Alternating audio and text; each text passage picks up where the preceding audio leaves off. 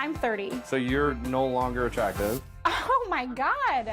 A new season in a new city, but in those same old pods. Dating in the pods is crazy, okay? As the hit Love is Blind returns to see who will get engaged sight unseen. Will you marry me? Absolutely.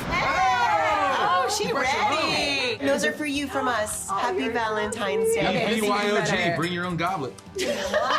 A surprise from host Nick and Vanessa Lachey, and a toast from me. BYOG. Cheers to season 8. Cheers. Woo! Celebrating blind dating on a whole new level. My sister was born blind. She just loves people without seeing them. If I could just be a little bit like her, that'd be cool. When did you guys realize you had a hit on your hands? I think we first felt like we maybe had something was when we were filming season 1 in Atlanta. And we would come back to our hotel that night and just talk about the show and talk about. I'd be like, what did he say? Because she is feeling so-and-so. And he's like, oh, no. He's gonna go over here and ask her to marry him. And they know what a solid relationship should feel like. They're celebrating their 14th wedding anniversary this summer. What is the secret sauce that keeps the marriage going? And I love the 2-date thing that you guys planned. The one for catching up and the one for sexy time. Yes, I did. Well, that just happened like recently. Like we used to just have one date. Now, happy hump day? And then calendar dump day. No one's got to figure it out, including us. But I think communication's key. I think everyone would agree. If you can communicate effectively, you can kind of nip a lot of these problems in the bud before they escalate to something bigger. I think trust is huge in any relationship, whether it's a friendship, whether it's romantic.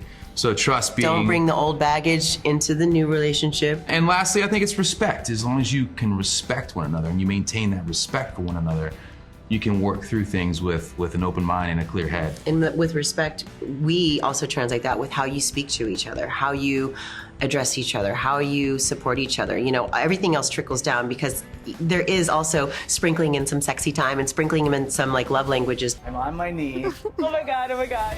We're so happy to have this opportunity to be able to work together on a show that really, I think, celebrates love, you know, and the journey of getting there for being loved for who you are as a person. And that's such a beautiful sentiment that we'd love to see the world come back to.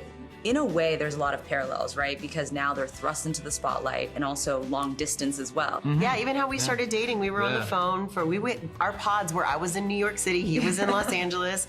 We were on our phones for hours and we would just talk about fundamentally, what do we want as people? Like, what do we believe in? What is our faith? What do we want as a family? And then also we would talk about like our physical thing, like, you know, just all the like clearly fun. we knew what each other looked like, but there are similarities and parallels in that, you know, it was just a lot of getting to know you long distance. What makes you tick? What are your interests? And then what do you want? when we would see each other, we didn't need to talk. Because we had been talking. Just like the pods, we were like, okay. It's on. So now we can just hang out. 3 kids later, the Lacheys are rooting for Cupid's arrow to strike again with the new cast. They've already seen 13 past couples tie the knot. I think obviously the unique thing and the special thing, and frankly the thing that makes this show work is the fact that they are connecting on an emotional level first, right? And we connected really on an emotional level in the beginning of our relationship.